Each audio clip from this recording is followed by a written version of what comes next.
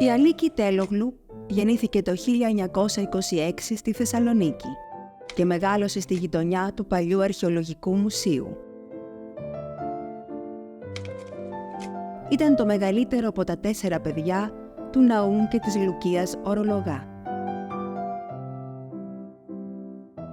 Αν και η Αλίκη έτρεφε μεγάλη αγάπη για τις τέχνες και την αρχιτεκτονική εσωτερικών χώρων, τελικά εγγράφηκε στην ιατρική χωρίς να ολοκληρώσει ποτέ τις σπουδές της. Ωστόσο, κατά τη διάρκεια των σπουδών της, προσέφερε εθελοντικά τις υπηρεσίες της στα θύματα του εμφυλίου, ανεξαρτήτου πολιτικής παράταξης και πεποιθήσεων.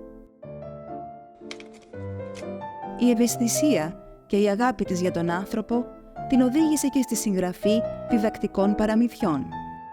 Το πρώτο που εξέδωσε ήταν αφιερωμένο στον πατέρα της και εικονογραφήθηκε από το στενό της φίλο και εικαστικό Πάνο Βαλσαμάκη.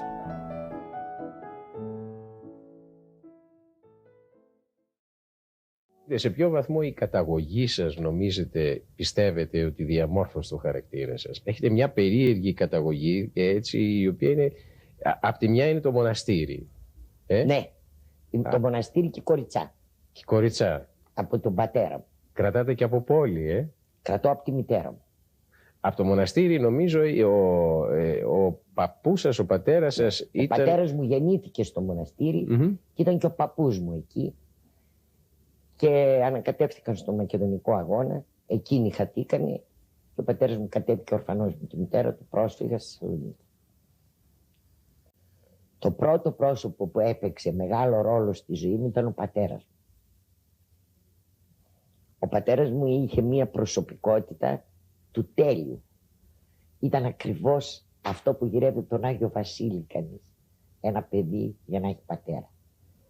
Ήταν διανοούμενος, ήταν γαλήνιος, ήταν τρυφερός και το σοβαρότερο μου έμαθε τι θα πει αληθινή αγάπη.